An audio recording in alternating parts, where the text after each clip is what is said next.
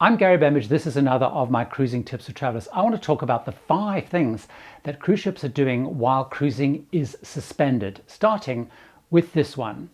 One of the biggest things that cruise ships are actually doing while cruising is suspended is actually sailing all around the world to take crew back home. When cruising shut down in March, there were literally hundreds of thousands of crew members on board ships that needed to get home, either because cruising wasn't starting up soon, their contracts were ended.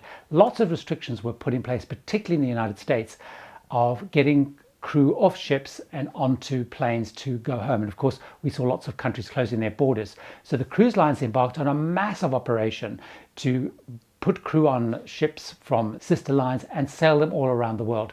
They sailed particularly to the Philippines, for example, and even today, as I record this, in the Manila Bay, there are 19 cruise ships still there repatriating crew. The process, once they get to the Philippines, is relatively complicated and takes a while before they can repatriate. So in Manila Bay, at this point in time, are ships like the Queen Elizabeth, the Sapphire Princess, the Nordam, Viking Orion, Costa Atlantica, Costa Serena, Golden Princess, Caledonian Sky, Sea Princess, Royal Princess, the Rotterdam, Sun Princess, Carnival Spirit, Pacific Dawn, Pacific Explorer, Pacific Princess, Sapphire Princess, Carnival Panorama, Majestic Princess. There are humongous amounts of cruise ships in Manila Bay. It's quite a sight to behold. So one of the biggest things the cruise ships are doing and have been doing is taking crew home. So even many months on, they are still repatriating crew, and this is going to still go on for some time. The second thing they're doing is finding somewhere to wait. There are roughly about 300 ships all around the world in the passenger cruising business, and they're basically finding somewhere to hold up and wait. If you have a favorite ship or even a favorite cruise line and you want to know exactly where those ships are at any point in time, there's an app that I use. The app is called Marine Traffic. It's a really great app. There's a free version and a paid for version, and you can see exactly where ships are at any point in time, so you can find out where they are. The ships are doing a couple of things. One, they're basically finding a place where they can wait, and also they're starting to form in little clusters around the world, finding places where they think they're going to be able to start cruising again. So let's take a look at where some of those clusters are. Obviously, one of the biggest clusters of all is around the sort of Miami, Fort Lauderdale area, which of course are 2 of the really biggest cruise ports in the world. And also you've got Port Canaveral just up the coast there. We're seeing lots and lots of ships congregating around this area. So Norwegian Cruise Lines, Carnival Cruise Lines, MSC Cruise Lines, Holland America, and also, of course, Royal Caribbean Cruise Line are all having ships in this area.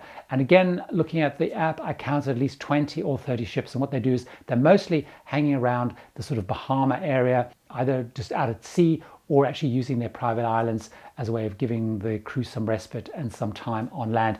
And then, of course, head occasionally into port to restock. Another key area where they're congregating is in the UK.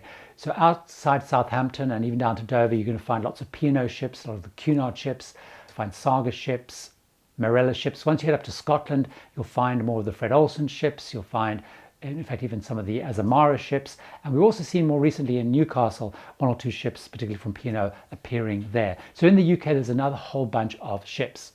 Italy, which is another big key cruising area and home for places like Costa, we're seeing ships again congregating around the Italian coast. One of the other clusters of ships is ships that were based in Australia. So Australia closed all of their waters to cruise ships, so even those that were home ported there, and most of those moved off to Manila. So basically they're sitting out at sea, largely speaking, and waiting and starting to form in little clusters. And it's interesting to watch those ships that are clustered near those big cruise ports, because that's probably a sign of the ships that are likely to come on tap kind of much earlier than other ships. The next thing the cruise ships are doing and cruise lines are doing to the cruise ships is trying to drive down the cost of keeping those ships going. It's extremely expensive to keep a cruise ship ready to get into service. I saw numbers up to like $100 million per ship to keep them ticking over at the beginning of the shutdown. So what the cruise lines are doing on those cruise ships is they're moving them from what's known as a hot layup to a cold layup. And a cold layup is where they basically wind down the ship so it's not ready to go into service really quickly. So they're moving into cold layup because that is much cheaper for them to do.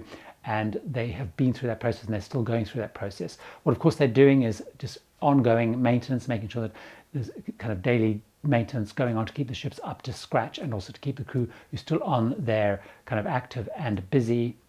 One of the things that they're not doing to cruise ships though is moving them into dry dock. So a whole bunch of ships were due to go through dry docks and upscale. So Celebrity of course had their whole Celebrity upgrade process. Royal Caribbean were going through a whole lot of upgrades of their ships. Pretty much all of those dry docks have been postponed for quite a long period of time. So they're not spending a lot of money on big upgrades on ships that were due to be planned. So those are things that are not happening on cruise ships. It's basically basic maintenance. The next thing that they are doing though is making some of the protocol changes and getting ready for return to cruising. One of the most consistent things I'm seeing across all of the cruise lines announcing is upgrades to the ventilation system, where they're putting in various systems which will purify the air much more, or they're changing their ventilation and air conditioning systems so they're bringing in much more fresh air, because of course there's lots of concerns about the role of ventilation and air conditioning in spread of the virus.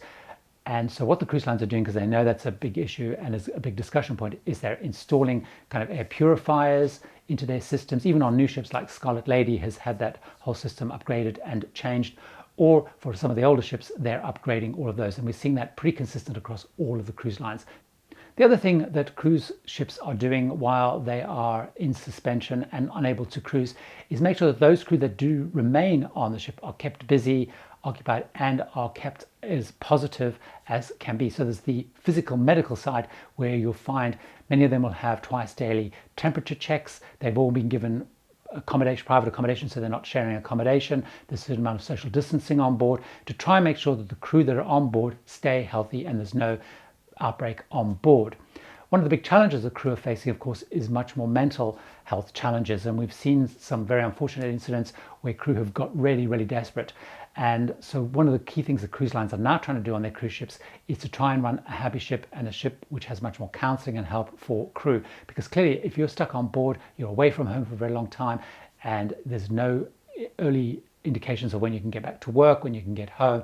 That is putting enormous pressure on crew, and we're seeing more and more activity around what cruise ships are doing to try and keep crew not only physically and medically happy, but also mentally happy.